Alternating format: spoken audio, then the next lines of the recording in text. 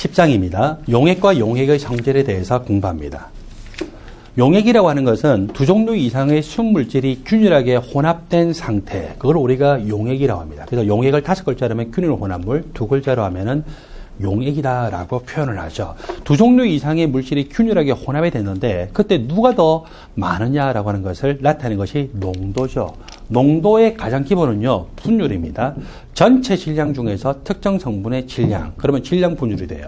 전체 몰수 중에서 특정 성분의 몰수, 그러면 몰 분율이 되겠죠. 그 질량 분율에서 100을 곱하게 되면 질량 100분율이 됩니다. 질량 분율에서 100만을 곱하면은 질량 100만 분율이 되고 10억을 곱하면은 질량 10억 분율이 되겠죠. 원래 분율은요, 그램 분의 그램 또는 수분의 수가 되기 때문에 단위가 없어요. 100을 곱하게 되면 단위를 집어넣죠. 뭘 집어넣어요? 퍼센트. 그러니까 퍼센트라고 하는 단위만 나오면은 그것은 분율에다 뭐를 곱한 거다? 100을 곱한 거다. 그 다음에 100만 분율은 분율에다가 100만을 곱했죠. 따라서 ppm이라고 하는 단위를 써요. parts per million이라고 하게 되고, 따라서 ppm이라고 하는 단위가 나오면은 그것은 분율에다가 뭐를 곱한 거라고요? 100만을 곱했구나라고 생각할 수 있어요. 모든 농도의 단위 중에서 가장 기본적인 단위는 뭐라고요? 분율입니다. 분율은 0과 1 사이의 값을 나타냅니다. 전체 수 중에서 자기가 하나도 없으면은 0이 되겠죠? 전체 수 중에 자기밖에 없어요. 그러니까 우리 반에 지금 남학생만 100명이 있는데 전체 수는 100명이죠? 남학생 수의 분율은 얼마냐 그러면 100명 중에 100명이니까 1이 되겠죠. 그래서 분율은 항상 0에서 1 사이의 값을 나타내게 되어 있습니다. 자, 질량 100분율은 분율에다가 뭘 곱했다고요? 100을 곱했죠. 전체 질량 중에 특정 성분의 질량. 이거 그러면 질량 분율이 되고 거기다 100을 곱하니까 질량 100분율. 질량 100분율을 우리가 한글에 정의로 하면요, 용액 100g당 존재하는 용질의 그램수, 즉 35% 질량 100분율이다라고 하면은 전체 용액의 질량이 몇 그램? 100g 중에서 그 성분의 질량이 35g. 그럼 나머지 질량은 몇 g일까요? 65g이 되겠죠. 그리고 또 중요한 농도 두 개가 있어요. 몰 농도하고 몰랄 농도이죠. 몰 농도는 용액 1리터당 존재하는 용질의 몰수. 몰랄 농도는 용매 1kg당 존재하는 용질의 몰수. 그리고 식으로 적으면은 용액 리터당 존재하는 몰수, 그리고 용매 킬로그램당 존재하는 용질의 몰수. 저렇게 적을 수가 있습니다. 화학에서 질량 100분율, 그리고 몰 농도와 몰랄 농도는 서로 환산하는 문제가 많이 나올 수가 있기 때문에 여러분들이 대비를 하셔야 되고요. 예를 들어서 질량 100분율을 몰 농도로 환산하면은 질량 100분율 퍼센트 숫자가 있죠. 그래서 그 숫자 곱하기 그 용액의 밀도 곱하기 10 나누기 용질의 몰 질량, 그렇게 해서 계산하게 되면은 몰 농도를 구할 수가 있습니다. 그래서 35% HCl 수용액의 농도가 몇 몰 농도냐라고 하면은 밀도가 대충 한 1.1 정도가 돼요. 35% 35 집어넣죠. 그러면 10을 곱하고 그 다음에 HCl의 몰 질량이 36.5g/몰이잖아요. 그래서 36.5를 집어넣게 되면은 약 얼마가 나옵니까? 약 한 11몰 농도 또는 12몰 농도 정도가 나오게 된다는 거죠. 그래서 저런 식으로 환산하는 공식. 주로 시험에는 거의 첫 번째 공식이 나오는데 여러분들은 나머지 공식들도 자유자재로 환산할 수가 있어야 돼요. 그래서 그때 제가 HCl 수용의 몇 퍼센트라고요? 35%라 했죠. 그래서 이거를 몰 농도로 환산을 했는데 그때 사용하는 것이 처음에 주어진 농도는 한글의 정의로 풀어있어요. 자, 질량 100분율의 농도를 한글 정의로 하면 뭐라고요? 용액 100g당 존재하는 용질의 그램수죠. 그래서 용액의 질량이 100g이라고 생각하면 용질의 질량 몇 그램? 35g. 그럼 용매 질량은 몇 g일까요? 65g이죠. 그렇게 하고서 그걸로부터 이제 목표로 하는 것은 식이에요. 용액 단위를 리터 단위로 나타낸 부피. 그리고서 이 용질의 몰수를 이렇게 집어넣으면 되죠. 그래서 용질이 100g 중에 몇 g이라고요? 35g이죠. 35g이면 몰수라면 몰 질량분의 질량. 그렇게 해서 대입하게 되고, 그러면 용액의 부피를 계산하려면은 용액 전체가 몇 g이라고 가정했어요? 100g이라고 가정했죠. 그래서 그 100g을 킬로그램 수로 환산하면 0.1kg. 그리고서 밀도하고 서로 조작하게 되면은 부피를 리터 단위로 나타낼 수 있죠. 그래서 이런 식으로 해서 여러분들이 다 환산을 할 수 있어야 됩니다. 자, 그리고서 용해도에 영향을 미치는 인자를 봅시다. 용매의 용질이 섞여 들어갈 때 그걸 우리가 용해된다라고 하는데, 용해도에 영향을 미치는 인자는 크게 우리가 세 가지를 봐요. 일단 분자의 유사성이죠. 극성 용매는 극성 용질을 잘 용해시켜요. 무극성 용매는 무극성 용질을 잘 용해시키는데, 근데 조심해야 될 게 H2와 같이 수소 결합할 수 있으면서 분자량이 작은 경우에는요, 수소 결합할 수 있는 것들과 잘 용해가 되지, 극성이라고 해서 다른 극성을 용해시키지는 않죠. 여러분들이 클로로포름이라고 하는 물질은 극성 용매입니까? 무극성 용매예요? 극성 용매죠. 근데 클로로포름이 물에 용해가 잘 돼야 안 돼요? 잘 안 되죠? 왜 그럴까요? 물과 이것이 수소 결합할 수 없기 때문에. 근데 아세톤이라고 하는 물질은요, 물의 용해가 무한대로 될 수가 있죠. 아세톤과 물 간에 뭘 할 수 있기 때문에 수소 결합할 수 있기 때문에. 그래서 수소 결합 하느냐 안 하느냐라고 하는 것은 분자량이 작은 분자일 때는 굉장히 중요한 인자이기 때문에 이 부분에 대해서는 여러분들이 일반학 총론과 핵심 일반학에서 주의를 드는 것을 조심을 하도록 하십시오. 자, 두 번째로 온도죠. 화학 평형 단원과 관련되어 있는 내용인데, 용해 과정이 흡열 과정이면은 온도가 높으면 높을수록 정반응 쪽으로 평형이 지어져요. 용해가 되는 과정이 정반응이기 때문에 용해도가 상승이 되겠죠. 용해 과정이 발열 과정이면은 온도가 낮으면 낮을수록 정반응 쪽으로 평형이 지으시면서 용해가 되거든요. 그런데 발열 반응인데 온도가 높으면은 용해도가 어떻게 될까요? 낮아지겠죠. 그 밑에 예가 두 가지가 있는데 이 예는 여러분들이 익숙해지도록 하셔야 돼요. 보통 NaCl과 같은 염이 물의 용해가 될 때는요, 용해 과정이 흡열 과정이에요. 따라서 온도가 높으면 높을수록 용해도 값이 올라갑니다. 그 다음에 이산화탄소라든지 질소 분자 같이 무극성 기체 용질, 물론 극성 기체도 마찬가지예요. 이 기체 용질이 물에 용해되는 과정은 용해되는 과정 자체가 발열 과정이에요. 따라서 온도가 높으면 높을수록 용해도가 낮죠. 거꾸로 온도가 낮으면 낮을수록 용해도가 높아지죠. 그래서 여러분들 탄산수를 또는 이게 칠성 사이다 같은 걸 왜 우리 냉장고에 넣어놔요? 시원한 걸 마시고 싶기도 하지만 냉장고 안에 넣어놔야 그 병 안에 있는 이산화탄소가 그 물의 용해가 잘 돼 있어요. 그래서 물의 용해가 잘 돼 있고, 그랬을 때 마개를 딱 따면 어때요? 물의 용해가 되고 있던 그 이산화탄소를 마시면서 여러분들 입안에서 탁 이것들이 뿜어져 나오면서, 그렇죠? 여러분 시원한 거를 느낄 수가 있겠죠. 근데 만일에 더운 상태로 있으면은 그 병 안에 꽉 기체로 지금 올라와 있어요. 그래서 명 탁 따자마자 기체들이 다 바깥으로 도망가 버리겠죠. 그래서 이제 그런 것들과 상관이 있습니다. 그래서 무극성 기체 용질들이 물에 용해되는 과정은 보통 그것이 용해되는 과정이 발열 과정이다, 흡열 과정이다, 발열 과정이다. 그래서 여러분들이 그렇게 해서 암기를 하도록 하십시오. 그 다음에 세 번째 영향을 미치는 인자는 헨리의 법칙입니다. 헨리의 법칙은 이 물을 용매로 했을 때 무극성 기체의 용질이 물에 용해되는 것은 그 기체들의 부분 압력에 비례하더라. 그래서 용해되는 농도는 부분 압력에 비례하더라. 비례식을 정식으로 하시면은 상수가 이렇게 도입이 됐죠. 헨리 상수라고 표현할 수 있습니다. 왼쪽처럼 표현할 수도 있고 오른쪽처럼 표현할 수도 있어요. 오른쪽처럼 표현한 것은 무슨 법칙과 유사하게 표현한 겁니까? 라울의 법칙과 유사하게 표현이 됐죠.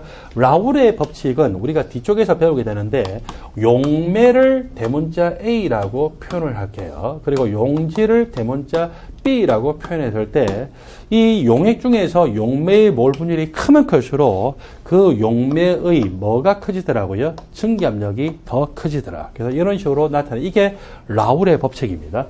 용매의 몰 분율이 1.0일 때 그때 나타나는 증기압력, 그건 바로 뭘까요? 순수한 A라고 하는 용매만 있을 때의 증기압력에 해당이 되겠죠. 그래서 저런 식으로 표시가 될 수가 있습니다. 그래서 기체에 대해서 우리가 헨리의 법칙이 또 저렇게 용해도에 영향을 미치는 인자가 되겠구나라고 볼 수 있고, 자, 왼쪽 그래프, 오른쪽 그래프는 근본적으로 동일한 그래프예요. 단지 오른쪽 그래프는요, 라울의 법칙하고 비슷하게 나타냈다라고 했는데 B라고 하는 것은 용질이죠. 그래서 이 용질의 증기압력은 용액 중에서의 용질의 몰 분율에 비례한다. 이 라울의 법칙하고 비슷한가요? 안 비슷한가요? 거의 비슷하죠. 단지 라울의 법칙에서는요, 이 상수값이 용매의 증기압력은 용액 중에서의 용매의 몰 분율에 비례한다 하고 상수값이 뭐냐면 PA 낫인데, 헨리의 법칙에서는 상수값이 바로 이 용질의 종류에 따른 상수값, 헨리 상수값이에요. 그래서 저렇게 상수값이 다를 뿐이다라고 하는 걸 보십시오. 라울의 법칙에서도 용매의 증기압력은 용액 중에서의 용매의 몰 분율에 비례한다. 헨리의 법칙에서도 이 용액 중에서의 용질의 몰 분율에 비례해서 그 용질의 증기압력이 나타난다. 저렇게 표시가 될 수 있습니까? 예, 저렇게 표시가 될 수 있다라고 하는 것을 조심을 하십시오. 왼쪽의 그래프는 보통 춤단이나 맥머리와 같은 많은 일반학 책에서 표시되는 거고, 오른쪽 그래프는요, 옥스토비와 같은 그런 책에서 표시가 되고 있는데, 전공서적에서는 오른쪽 그래프처럼 표현해요. 왼쪽과 오른쪽이 어떻게 같으냐? 여기도 보니까 농도죠. 몰 분율도 일종의 농도예요. 그 다음에 여기 압력이 있죠? 여기 또 압력이 있죠? 압력하고 농도가 서로 무슨 관계예요? 비례관계죠. 그래서 이렇게 똑같아요. 단지 상수가 왼쪽에는 압력에 곱해지고 있고 오른쪽에는 상수가 어디 곱해지고 있어요? 농도에 곱해지고 있죠. 이제 그런 차이가 있습니다. 따라서 여러분들은 상수의 단위를 보고서 이것이 왼쪽 공식으로 표현했는지 오른쪽 공식으로 표현했는지를 구분을 할 줄 알아야 되겠죠. 농도예요. 보통 농도라고 하면 우리가 보통 몰 농도를 많이 나타내죠. 그래서 이 몰 농도니까 몰 퍼 리터 이렇게 표현되실 거예요. 그 다음에 압력 단위 하고 이렇게 곱해가지고 왼쪽은 압력 단위가 없기 때문에 일단 분모에 뭐가 들어가야 될까요? 압력 단위가 들어가야 되겠죠. 그다음 왼쪽하고 단위가 똑같으려면은 몰 퍼 리터 단위가 존재해야 되겠죠. 이렇게 되면은 바로 왼쪽 공식을 쓴 거예요. 그다음에 오른쪽 공식을 볼까요? 압력을 우리가 애트모스피어 단위를 쓰든지 밀리미터 H 단위를 쓰든지 상관없는데 여기서 애트모스피어 단위를 썼다고 생각합시다.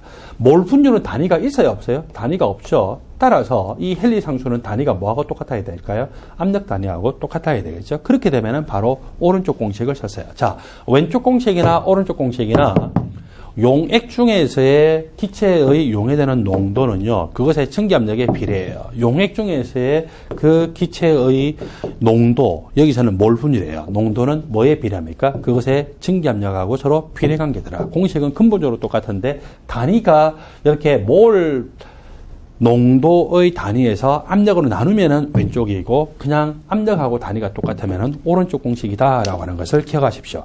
저 헨리의 법칙은요, 어떤 기체에 대해서 잘 적용되느냐? 용매가 물일 때는 이산화탄소나 질소 분자와 같은 무극성 기체 용질에 대해서 잘 적용됩니다. 왜 그럴까요? 그 용해되는 농도가 그것의 부분 압력에 비례해야 되기 때문에 그렇다는 거죠. 만일에 기체 물질이 HCl이나 암모니아와 같이 수용액 중에서 이온화되기도 하고 수소 결합하면은 이것은 부분 압력에 따라 용해가 될까요? 그냥 물하고 접촉만 되면은 다 용해가 돼버릴까요? 접촉만 되면은 용해가 되기 때문에 부분 압력에 따라서 용해되는 농도가 정비례한다라고 하는 헨리의 법칙은 잘 적용되지 않습니다. 그래서 용매가 물을 때는 이산화탄소나 산소 분자나 질소 분자와 같은 무극성 기체 용질이 헨리의 법칙에 잘 적용될 수가 있습니다. 용액 중에서도 이상용액과 비이상용액을 구분해서 우리가 설명할 수 있어야 되는데, 그때 용매를 제가 라지 A라고 표현한다고 했어요. 용질을 라지 B라고 표현한다고 했어요. 용매와 용질이 서로 섞이게 되면은 용매와 용매 간에도 인력이 작용할 수가 있죠. 그 다음에 서로 섞였을 때 용질과 용질 간에도 인력이 작용할 수 있고, 또 용매와 용질이 섞이기 때문에 용매와 용질 간에도 인력이 작용할 수 있잖아요. 그때 섞이기 전에는 용매끼리 있었고 용질끼리 있었어요. 그 순수한 물질 간의 인력하고 섞이고 난 다음에 용매와 용질 간의 인력이 비슷한 용액, 그걸 우리는 이상용액이라 합니다. 인력의 측면에서 보면은 그걸 이상용액이라고 그러고, 이상용액을 라울의 법칙으로 다음과 같이 설명하죠. 자, 이상용액이라고 하는 것은요, 모든 농도 범위에 걸쳐서 라울의 법칙을 잘 만족하는 것. 라울의 법칙을 앞에서 우리가 어떻게 표현했습니까? 용매의 증기압력에 정비례해서 용매의 증기압력이 나타나더라. 그리고 용매의 몰 분율이 1.0일 때 그때의 증기압력은 뭐하고 똑같더라고요? 바로 순수한 그 용매만 있을 때의 증기압력. 이 직선 그래프가 바로 라울의 법칙이고, 이렇게 라울의 법칙을 잘 만족하는 모든 이 몰 분율, 다른 말로 하면 농도죠? 몰 분율은 농도라고 했어요. 그래서 이 용매의 모든 농도 범위를 거쳐서 하여튼 이 직선 그래프, 선형성이 있죠. 저거를 잘 만족하는 그런 용액을 우리는 이상용액이다라고 표현합니다. 자, 이상용액이 대표적인 예로서 벤젠하고 톨루엔을 혼합한 경우인데, 밑에 그래프를 보면은요, 벤젠을 용매로 생각했어요. 벤젠의 몰 분율이 0에서 1.0으로 증가하면 증가할수록 이 벤젠의 증기압력이 점점 커져요. 직선 그래프예요, 곡선 그래프예요? 직선 그래프죠. 그러니까 벤젠을 기준으로 해도 직선 그래프예요. 물론 톨루엔을 기준으로 해도 마찬가지예요. 톨루엔의 몰 분율이 0에서 1.0으로 증가됩니다. 질문, 톨루엔의 몰 분율이 증가되면 벤젠의 몰 분율이 점점 어떻게 될까요? 작아지겠죠. 두 개의 합이 얼마가 돼야 되기 때문에 1.0을 만족해야 되기 때문에 톨루엔을 기준으로 해도 톨루엔의 증기압력이 그것의 용액 중에서의 톨루엔의 몰 분율에 정비례합니다. 물론 벤젠의 몰 분율이 1.0이 되면 순수한 벤젠이죠. 따라서 이때 증기압력은 뭘까요? 순수한 벤젠만 있을 때 증기압력. 여기서 나트 표시는 앞에와는 다르게 표준 상태가 아니라 순수한을 의미하는 겁니다. 그리고 톨루엔도 몰 분율이 점점 커져서 1.0에 딱 수렴했어요. 1.0이 됐어요. 그때는 순수한 톨루엔이죠. 그때 증기압력은 뭘까요? 바로 순수한 톨루엔만 있을 때 증기압력이다라고 표시할 수 있죠. 요 두 개 그래프를요, 서로 합치는데 톨루엔은 가만히 내버려두고 펜젠만 180도 딱 뒤집어 버렸어요. 뒤집어 버리면은 이런 식으로 나타날 수가 있겠죠. 그래서 왼쪽에서 오른쪽으로 가면 갈수록 펜젠이 이 왼쪽 이 그래프예요. 이거는 이제 180도를 뒤집었어요. 자, 왼쪽에서 오른쪽으로 갈수록 톨루엔의 몰 분질이 0에서 1.0으로 수렴할수록 펜젠의 몰 분질은 1.0에서 얼마로 줄어들까요? 예, 0으로 점점 감소하겠죠. 그래서 톨루엔의 경우에도 직선 그래프, 그리고 펜젠의 경우에도 직선 그래프를 잘 만족하는 무슨 법칙이에요? 라울의 법칙을 잘 만족하는 이상 용액이죠.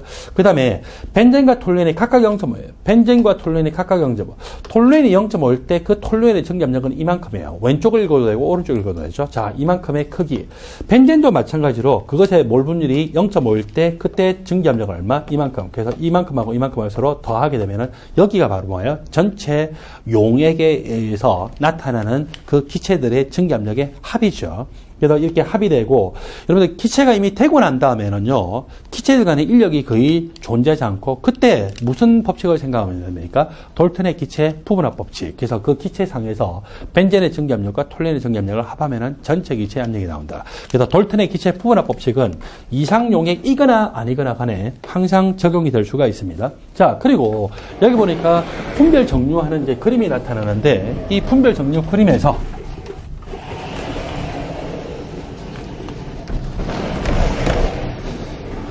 이 그래프는 앞에 그래프하고 조금 다르게 여러분들이 해석하셔야 돼요. 앞에 그래프는 제가 X축을 몰 분율, Y축을 증기압력으로 했어요. 끓는 점으로 했어요. 증기압력이죠. 그래서 X축은 몰 분율이에요. 여기도 보니까 X축은 몰 분율도 똑같아요. 톨루엔의 몰 분율이 0에서 1.0으로 수렴할수록 벤젠의 몰 분율이 1에서 0으로 점점 감소가 되죠. 질문. 제일 왼쪽 끝은요, 누구만 존재할까요? 벤젠만 존재해요. 따라서 이제 이 Y축인데, Y축이 이번에는 증기압력이 아니라 끓는 점이에요. 누구의 끓는 점일까요? 순수한 벤젠의 끓는 점, 약 80도씨예요. 그 다음에 오른쪽 끝은 순수한 톨루엔만 존재하죠. 따라서 이 오른쪽 끝에서는 순수한 톨루엔의 끓는 점이 그대로 나타날 거예요. 원래는 111.7도 정도가 되는데 제가 그냥 간단하게 111도다라고 하고서 넘어가도록 할게요. 그래서 왼쪽은 순수한 벤젠, 오른쪽은 순수한 톨루엔. 자, 질문. 끓는 점 조건에서는요, 액체와 기체가 공존해요. 근데 끓는 점보다 Y축이지만 온도인데 위로 갈수록 온도가 높아지죠. 끓는 점보다 온도가 낮으면 뭘까요? 액체상이에요. 끓는 점보다 온도가 높으면 뭘까요? 기체상. 물론 이 끓는 점 상태에서는 액체와 기체가 공존합니다. 이쪽도 마찬가지예요. 오른쪽 끝에는 순수한 톨루엔이에요. 111도가 끓는 점이라면은 111도에서는 액체와 기체가 공존해요. 끓는 점보다 온도가 더 낮으면은 무슨 상? 액체상. 높으면은 무슨 상? 기체상. 자, 저렇게 나타나고 여기서는 톨루엔이 0.2, 벤젠이 0.8인 혼합물이고 그것의 끓는 점은요, 분명히 순수한 벤젠보다는 끓는 점이 더 높아요. 톨루엔보다는 끓는 점이 낮겠죠? 그 다음에 여기서는 벤젠이 0.6이고 톨루엔이 0.4인 혼합물이에요. 끓는 점이 순수한 벤젠보다는 더 높겠죠? 톨루엔보다는 아직도 끓는 점이 낮아요.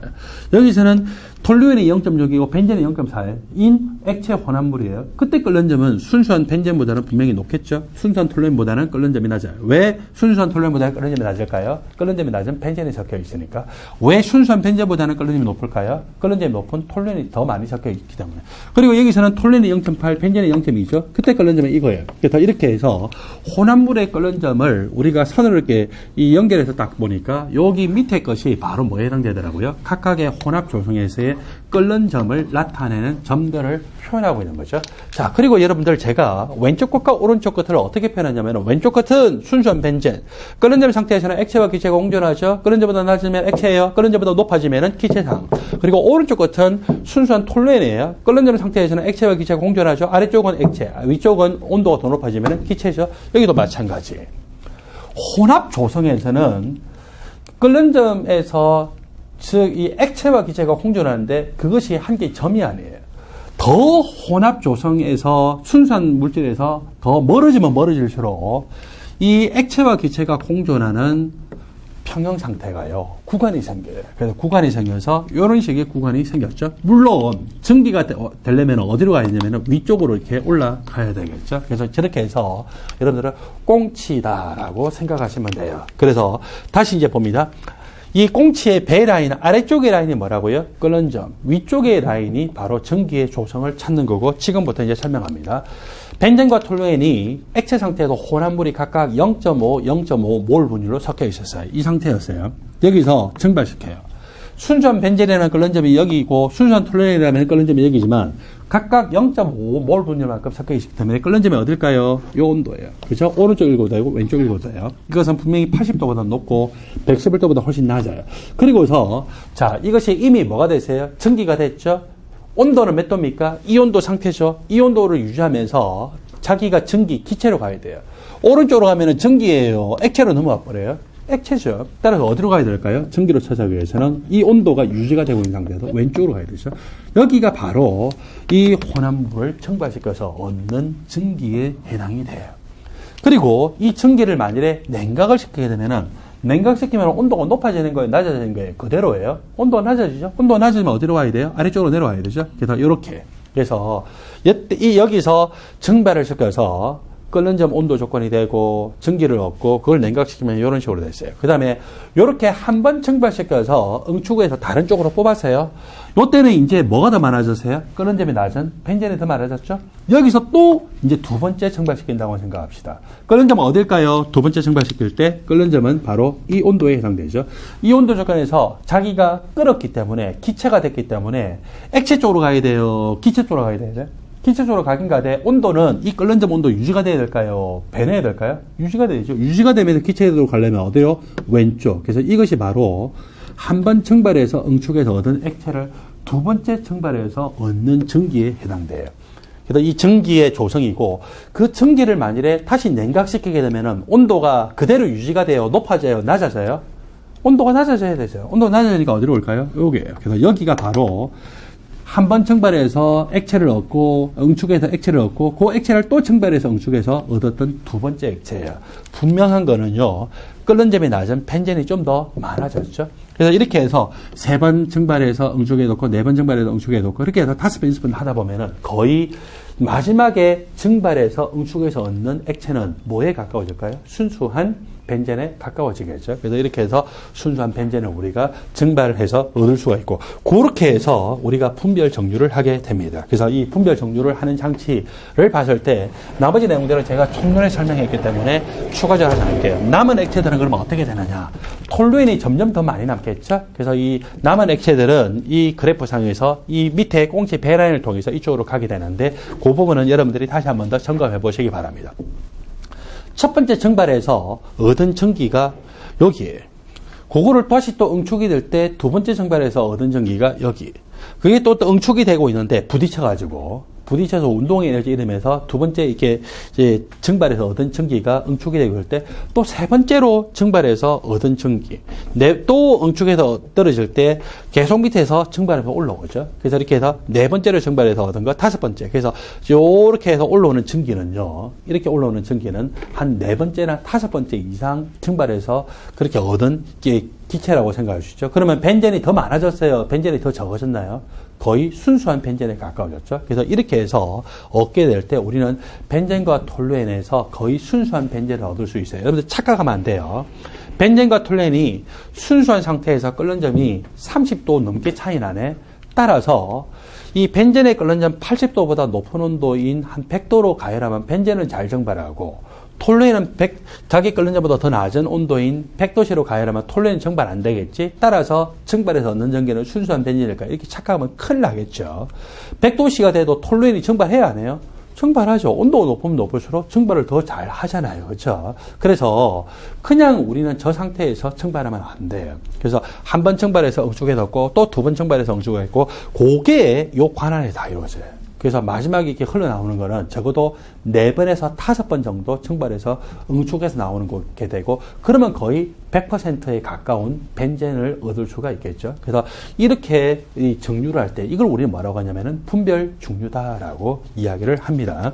그래서 저 분별 정류 안에서 제일 중요한 게 뭐냐면은요. 요 관이에요. 정류관. 그래서 정류관이 무슨 역할을 해요? 한 번 증발해서 응축해서 또 떨어지고, 그게 또 다시 또 증발해서 응축이 떨어지고, 그런 역할들을 정류관들이 하더라는 거죠.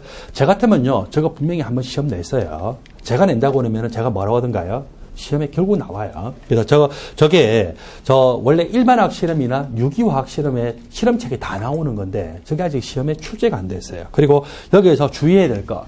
온도계의 머리 위치가 어디 있습니까? 전기가 딱 지나가는 바로 요 입구 바로 밑에 있어야 되죠. 그 다음에 냉각수가 어떻게 돼야 돼요? 밑에서 올라와서 위로 가야 냉각수가 이렇게 차곡차곡 바깥에 이 전기가 냉각이 돼서 떨어지는 관 바깥에 차곡차곡 채워지면서 나가기 때문에 반드시 냉각수는 밑에서 올라와야 됩니다. 그 다음에 비등석이 있는데 옛날에는 비등석을 썼지만 지금은 비등석 안 써요. 밑에 자석바 같은 걸 넣고서 어때요? 돌리죠. 물론 자석바는 테프론으로 코팅이 돼 있어가지고 자석바 그 자체가 반응하는 물질들과 반응하지는 않습니다. 용매와 반응하지 않는다는 거죠. 그런 것들을 여러분들이 조심하도록 하십시오. 그 다음에 그런 점에 굉장히 높은 물질을 증발시키려고 할 때는 어떻게 한다고요? 예, 외부의 압력을 낮추게 되면은 낮은 온도에서도 증발을 시킬 수 있죠. 그걸 우리는 말합니까? 감압정류다라고 표현합니다. 여러분들 책에 일반학 교재 보면은요, 연력학 파트에 보통 보면 이게 정류탑에 나와 있어요. 정류탑에서의 역할들이 바로 그거죠. 그래서 조금 전에 제가 이야기했던 이 정류관, 위로 올라가면 올라갈수록 어때요? 끓는 점이 낮은 물질이 그 농도가 더 높죠? 아래쪽에 있을수록 끓는 점이 높은 톨루엔이 더 많이 존재를 하죠. 그래서 여기서 정류탑에서 위쪽에서 얻는 것일수록 끓는 점이 낮은 물질. 여러분, 탄화수소 화합물들이 원유이기 때문에 그 원유 중에서 끓는 점이 낮은 물질이면 탄소 개수가 적은 걸까요? 많은 걸까요? 탄소 개수가 적은 게 얻어지겠죠. 더 아래쪽일수록 탄소 개수가 많은 끓는 점이 높은 것들이 얻어질 거다라고 생각할 수 있습니다. 자, 이때까지는요, 우리가 벤젠과 톨루엔이 혼합되어 있는 전형적인 이상 용액에 대해서 이야기를 했거든요. 이상 용액은 용매와 용질 간의 작용하는 인력이 순수한 용매 간의 인력 또는 순수한 용질 간의 인력과 비슷한 용액이다라고 표시했습니다. 무슨 법칙을 잘 만족해요? 라울의 법칙을 잘 만족하죠. 비이상 용액에 대해서 볼까요? 비이상 용액. 먼저 녹색 형광펜을 가지고서 이 선으로 해서 덧칠을 다 가도록 하십시오. 이렇게 직선 그래프에 해당되는 부분이 라울의 법칙을 잘 만족하는 이상 용액인데, 원래 이 용매의 몰분율 요만큼에서 이게 만약에 이상 용액이라면은 증기압력이 얼마가 돼야 될까요? 요만큼 돼야 되는데 예상했던 증기압력만큼 나와요. 그거보다 증기압력이 낮게 나타났어요. 증기압력이 낮게 나타났죠. 증기압력이 낮게 나타난 것은 인력이 그만큼 증발을 잘한 거예요. 증발을 더 못한 거예요. 못한 거죠. 증발을 못했다는 것은 인력이 비정상적으로 우리가 생각보다 큰 거죠. 그래서 혼합을 해놨더니 용매 용질간 인력이 순수한 용매간 인력, 순수한 용질간 인력보다 너무 큰 경우, 그게 바로 이렇게 이 비정상적으로 증기압력이 낮죠. 이번에는 원래 예상했던 것보다 비정상적으로 원래 예상했던 몰분율 여기에서 증기압력이 이만큼이 되는데 그거보다 훨씬 높게 나타났죠. 그 말은 증발을 더 잘 해서 기체가 많아진 거예요. 기체가 많아지니까 기체의 부분 압력이 커서 증기압력이 크게 나타난 거죠. 그래서 이것은 혼합을 해놨더니 비정상적으로 증발을 잘했다. 증발을 잘했다는 것은 혼합해놨더니 용매 용질간 인력이 우리가 예상하는 것보다 너무 작더라는 거죠. 그래서 순수한 상태보다 인력이 너무 작으면 저렇게 양의 벗어남이 나타나죠. 그걸 우리가 각각 라울의 법칙에서의 음의 벗어남과 양의 벗어남이라고 이야기를 합니다. 자, 음의 벗어남과 양의 벗어남일지라도 여기 음의 벗어남 먼저 이야기를 해보면은 용매가 거의 1.0에 가까워졌어요. 거의 순수한 용매가 됐죠. 그러면 무슨 법칙 만족해요? 거의 라울의 법칙을 만족하죠. 양의 법칙도 용매가 지배적으로 많아져서 거의 1.0에 가까워지면은 용질에 의한 비정상적인 양의 벗어남이었대. 거의 파묻혀 버리죠. 그래서 왜 그래요? 용질이 너무 적기 때문에 용질에 의해서 나타나는 그게 거의 관찰되지 않고 거의 라울의 법칙을 만족하죠. 따라서 아무리 비이상 용액이라도 용매가 지배적으로 많은 용액이 되면은 그거는 거의 뭐가 돼요? 이상 용액처럼 되어버리죠. 이상 용액처럼 되면은요, 어떤 성질이 나타나면은 용액의 총괄성을 만족해요. 증기압 내림, 끓는 점 오름, 어는 점 내림, 그리고 산표 현상. 그것들은 원래 라울의 법칙을 잘 만족하는 이상 용액에서 나타나는데, 여러분들 NaCl을 물에 용해시킨 거, 용액의 총괄성 우리 설명하죠. 끓는 점 오름, 어는 점 내림 이런 거 다 설명하잖아요. 근데 그 농도가 NaCl을 용해시킨 농도가 높을까요, 낮을까요? 굉장히 낮아요. 0.1몰 농도. 0.1몰 농도를 몰분율로 해보면요, 0.0 얼마, 굉장히 작아요. 그래서 우리가 보통 용액의 총괄성 말하는데 그건 사실은 다 라울의 법칙을 만족하는 충분히 묽은 용액에 대해서 해당이 되는 겁니다. 자, 그건 나중에 이제 좀 더 한 번 더 이야기하기도 하고, 여러분들 교재 다시 이제 이 음의 버차남에 대해서 봤을 때 음의 버차남에서 이번에는 용매가 굉장히 적은 경우 보니까 딱 요 범위인데 이때도 어때요? 그 몰 분율하고 증기압력이 비례하죠. 이 비례하는 것은 라울의 법칙에서처럼 비례해요. 물론 이게 여기서는 라울의 법칙에서의 기울기는 여기인데 이거는 기울기가 하나에 달라요? 기울기는 다르죠. 무슨 법칙일까요? 헨리 법칙. 헨리의 법칙 아까 우리가 이야기했는데 헨리 법칙은 라울의 법칙하고 표현 방식이 거의 비슷합니까? 비슷하죠. 헨리 법칙과 라울의 법칙의 공통점은 뭐라고요? 그것이 용매든지 용질이든지 용액에서의 분율과 그것의 증기압력이 정비례하더라. 그래서 자기가 굉장히 양이 적을 때는 사실상 용질이면서 헨리 법칙을 만족하죠. 음의 버차남일 때는요, 라울의 법칙보다 기울기가 작아요. 양의 버차남일 때는 자기가 충분히 양이 적을 때 이번에는 여기가 이제 직선 파트에 해당되는데 여기 지금 몰 분율이 굉장히 작은 파트에서 무슨 그래프? 직선 그래프죠. 라울의 법칙으로 생각한 것보다는 기울기가 어때요? 또 크죠. 그래서 보통 이렇게 헨리 법칙은 라울의 법칙으로 생각한 것보다 기울기가 작든지 크긴 한데 어찌됐거나 간에 그 범위 내에서는 거의 직선 그래프, 즉 몰 분율과 그 전기압력이 정비례 관계입니다. 그리고 다시 한 번 더 음의 버차남. 음의 버차남이 나타났다는 것은 혼합을 내놨더니 인력이 더 커졌죠. 인력이 더 커졌다는 것은요. 그만큼 더 안정화가 된 거예요. 그래서 더 안정화돼서 포텐셜이 낮아졌죠. 안정화돼서 포텐셜이 낮아진 만큼 자기가 발열을 하는 거예요. 발열 과정이다라고 표현할 수 있죠. 그 다음에 양의 버차남은 혼합을 해놨더니 오히려 용매 움직이는 인력이 순수함보다 인력이 작아졌죠. 인력이 작아졌다는 건 불안정했어요.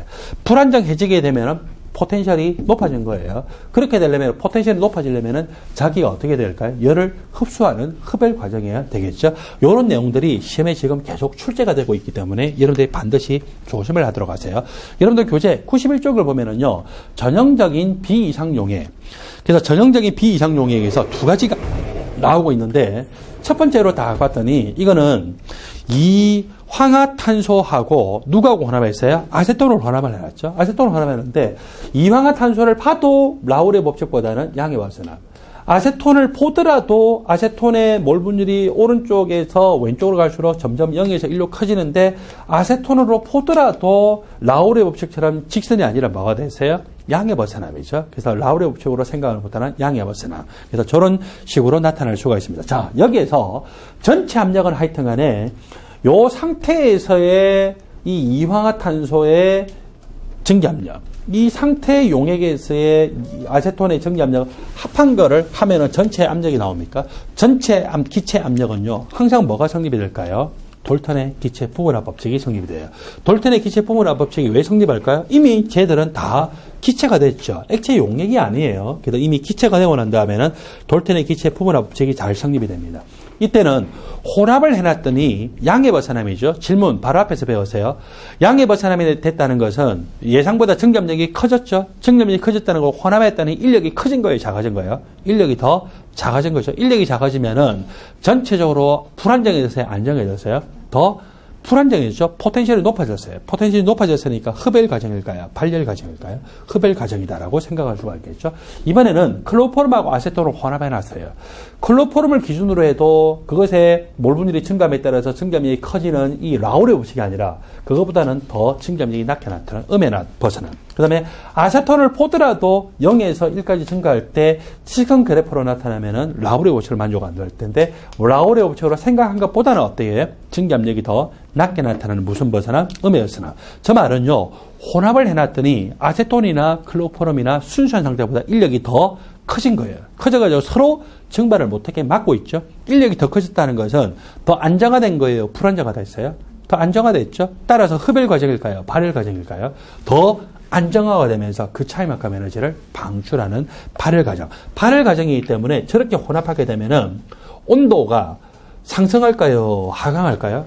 자기가 열을 방출하니까 온도가 전체적으로 상승을 하겠죠. 그래서 이제 그런 것들을 여러분들 해석할 수 있어야 됩니다. 그 다음에 이 그래프에서는 한 가지 더 여러분들 보셔야 돼요. 이황화탄소하고 아세톤을 혼합을 했는데 왼쪽 끝은 순수한 무슨 상태? 아세톤. 오른쪽 끝은 순수한 이황화탄소. 순수한 상태에서 아세톤의 증기압력이 커요. 순수한 상태에서 이황화탄소의 증기압력이 커요. 이황화탄소. 그러면은 순수한 상태에서 이황화탄소 간의 인력이 커요. 아세톤 간의 인력이 커요. 아세톤 간의 인력이 크죠. 우리는 앞에서 뭐라고 했냐면은 응집력이 크면 클수록 끓는 점은 높아지고 몰 기화열은 커지지만 뭐는 작아진다고요? 증기압력은 더 작아지죠. 그래서 따라서 이 증기압력이 더 작은 순수한 상태 증기압력이 더 작은 아세톤이 응집력이 크고 이황화탄소의 응집력이 어떻다? 더 작다고 할 수가 있겠죠. 물론 클로로폼하고 아세톤 섞었을 때 마찬가지예요. 왼쪽 끝은 순수한 아세톤이에요. 증기압력이 더 높죠.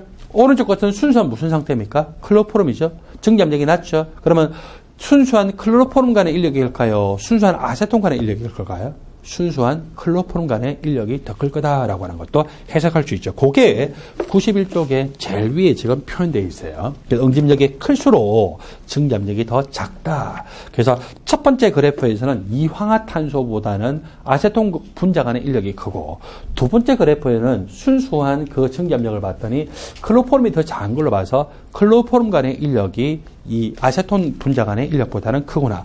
또 혼합을 해놨더니 음의 벗어남이 됐기 때문에 이 혼합을 했을 때의 인력은요, 순수한 클로로폼 간의 인력보다도 혼합한 게 크고 순수한 아세톤 간의 인력보다도 혼합한 것이 더 크더라라고 볼 수가 있겠죠. 여러분들 교재 92쪽을 보면은요, 용액의 총괄성이 나타납니다. 사실 용액의 총괄성은 라울의 법칙을 잘 만족하는 용액에 대해서 해당이 되는데 어쨌거나 간에 여러분들은 용액의 총괄성에서는 용매와 용질 간의 인력이 크기가 크냐 작으냐라고 하는 것은 우리가 고려하지 않습니다. 크게 증기압 내림과 끓는 점 오름과 어느 점 내림과 삼투 현상에 의한 삼투압력이 있죠. 증기압 내림, 용질의 농도가 높으면 높을수록 증기압 내림이 더 커진다라고 했습니다. X축이 용매의 몰 분율로 표시가 됐어요. 용매의 몰 분율이 커지면 커질수록 용매의 증기압력이 더 커지더라. 라울의 법칙이 만족이 되죠. 근데 거꾸로 용질의 몰 분율은요, 용매의 몰 분율이 0에서 1로 수렴할수록 용질은 1에서 0으로 작아지죠. 용매의 용질을 혼합을 했어요. 그러면 그만큼 용매의 몰 분율이 작아졌죠. 작아진 만큼 그 용매의 증기압력은 더 낮아졌거든요. 그래서 용질의 몰 분율이 증가가 되니까 용매의 증기압이 더 낮아졌구나. 그 더 낮아진 만큼을 우리는 말합니까? 증기압 내림이다라고 표시를 하죠. 그래서 증기압 내림은 전체적으로 이렇게 표시되고 있어요. 용질의 몰 분율이 크면 클수록 증기압 내림이 크고 증기압 내림, 증기압이 내려갔죠. 변화량이 뭐가 돼요? 음수가 되죠. 음수가 되기 때문에 앞에 무슨 부호? 마이너스 부호가 붙어져 있습니다. 끓는 점 오름과 어느 점 내림에 관해서 여러분들 공식을 다 암기하시고 어느 점 내림도 마찬가지예요. 어느 점 내림은 어느 점 내려갔죠. 무슨 값이 될까요? 음수가 될까요? 따라서 끓는 점 오름 상수, 어느 점 내림 상수 앞에 몰라를 붙여서 몰라를 끓는 점 오름 상수, 몰라 어느 점 내림 상수 다 양수고요. 여기 몰라 농도가 다 양수고 요게 음수이기 때문에 무슨 부호 붙여야 될까요? 마이너스 부호를 붙여야 되죠. 조심해야 될 게 이 다음과 같은 내용 조심하셔야 돼요. 여러분들 교재 93쪽으로 가세요. 끓는 점 오름 상수와 어느 점 내림 상수 책 펼친 소제목이 있죠. 그게 보니까 여기 KB하고 KF는 뭐에 따라 결정돼요? 용질의 종류와는 상관없이 용매의 종류에 따라서 결정이 돼요. 그때 용매의 종류에 따라서 결정이 될 때 어떤 요소를 볼 수 있냐면은 분자량이 크면 클수록 보통 KB나 KF 값이 더 커지더라. 그 내용들을 여러분들 기억하세요. 뭐가 크면 클수록 분자량이 크면 클수록 KB나 KF 값이 더 크더라. 그 다음에 일반적으로 보면은요, KB 값보다는 또 KF 값이 더 큰 것도 볼 수가 있습니다. 자, 다른 내용들은 제가 여러분들과 함께 소개하지 않고 여기서 증기압 내림부터 끓는 점 오름, 어느 점 내림이 나타나는 것에 대해서 볼까요? 물이 용매인 경우를 볼까요? 점선은 순수한 물의 용융곡선, 순수한 물의 기화곡선, 그리고 순수한 물의 승화곡선으로 표현되어 있습니다. 제가 끓는 점을 뭐라고 했냐면요, 외부 압력이 증가곡선과 만나는 온도가 끓는 점이라고 했죠. 순수한 물 상태예요. 그리고 외부 압력이 1기압입니다. 그때 그 외부 압력과 증기압 곡선, 액체의 증기압 곡선이 바로 기화 곡선입니다. 그것이 만나는 온도가 바로 끓는 점이었어요. 여기에다가 순수한 물에다가 용질을 혼합했더니 증기압 내림 현상이 나타났어요. 그래서 증기압 내림, 증기압 내림, 증기압 내림이 나타나서 전반적으로 액체의 증기압 곡선이 기화 곡선이 아래쪽으로 이동을 했어요. 아래쪽으로 이동하고 난 다음에 외부 압력이 이 기화 곡선과 만나는 온도를 딱 보니까 처음 온도보다 더 높아졌죠. 요 차이만큼을 뭐라 합니까? 우리는 끓는 점 오름이다라고 표현합니다. 어느 점은요, 외부 압력이 용융곡선과 만나는 온도이거든요. 자, 증기압 내림 현상이 생기면서 액체의 증가 곡선이 아래쪽으로 이동을 했어요.